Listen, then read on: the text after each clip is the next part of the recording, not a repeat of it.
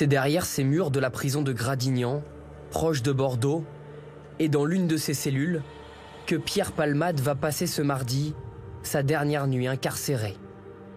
Demain matin, l'humoriste va sortir de cette prison où il était placé à l'isolement depuis le 9 décembre dernier, après avoir été condamné à 5 ans de prison, dont 2 fermes.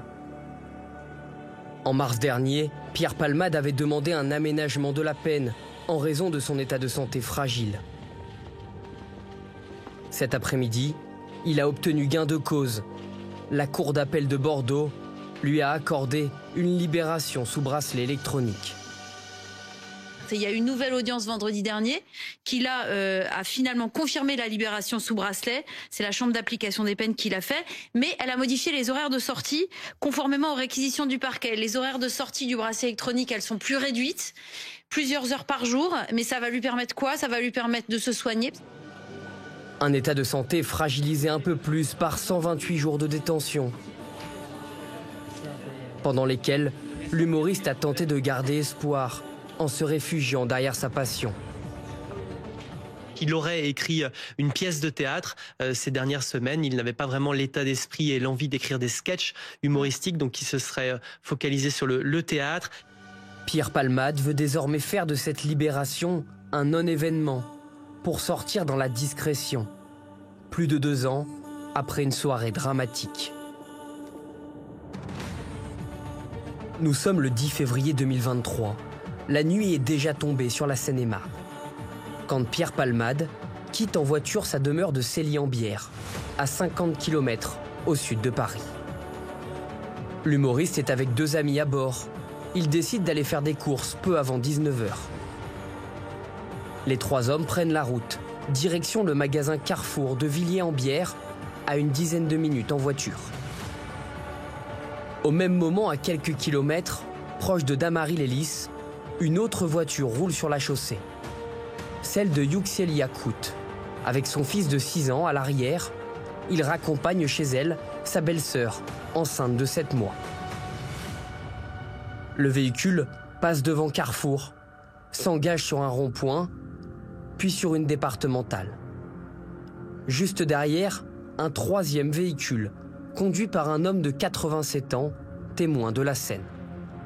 Je roule à 60, 62, je sais puisque je suis la voiture que depuis le rond-point. Je suis à 40 mètres derrière.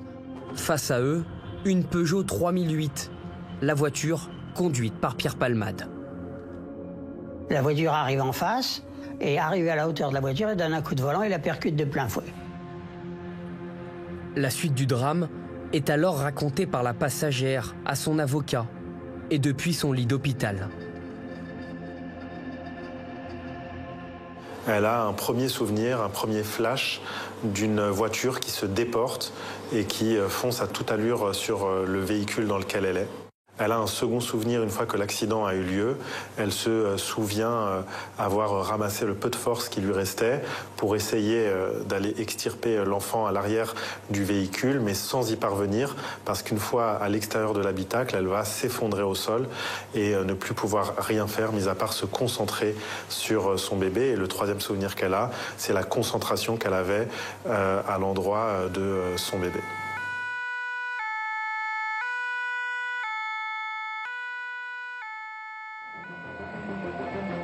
L'état des voitures, détruites, témoigne de la violence d'un choc inouï. Les victimes sont aussitôt évacuées à l'hôpital. Mais les médecins ne parviennent pas à sauver le bébé que portait la passagère. Elle restera hospitalisée plusieurs jours avant de pouvoir rentrer chez elle. Devrim, le jeune garçon de 6 ans assis à l'arrière, est lui tombé dans le coma, avec la mâchoire détruite par l'accident. Son père, Yüksel, qui conduisait la voiture, souffre alors de multiples fractures, notamment à la jambe et au bras. Une famille brisée, qui quelques mois plus tard, nous avait reçus chez elle, avec un père de nouveau debout, mais encore extrêmement marqué. Quand je me suis réveillé, je n'arrivais pas à bouger. J'avais des bandages partout sur le corps. Je me demandais pourquoi j'étais là. Pour lui et son fils, il y a alors les blessures physiques, mais surtout psychologiques. Quand je compare l'état de mon enfant aujourd'hui à avant l'accident, il n'est plus pareil. Avant, il parlait, il jouait, il était hyperactif.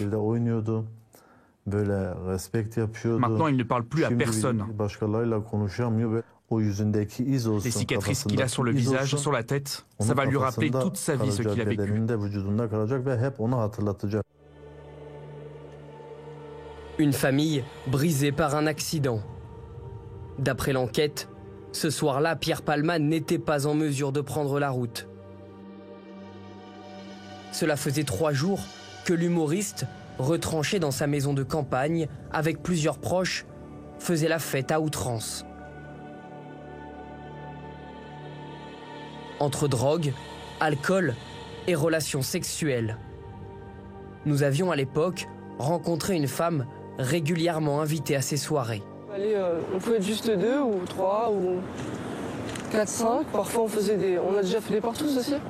Chacun fait un peu ce qu'il veut quand il veut. Et puis quand on est avec Pierre, on fait ce qu'on a envie de faire.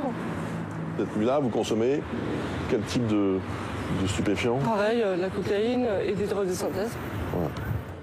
Quelques jours après l'accident, on apprend que Pierre Palmade était ce soir-là positif à la cocaïne. Addiction touchant la star depuis des années et dont il ne s'est jamais caché. Tout au long des mois qui ont suivi ce terrible accident, l'état de santé de l'humoriste aura été au cœur de l'enquête et du jugement, avec une obligation de soins. Ces dernières semaines, et durant le procès, Pierre Palmade avait aussi évoqué ses remords envers les victimes. Il a aujourd'hui l'interdiction d'entrer en contact avec elles.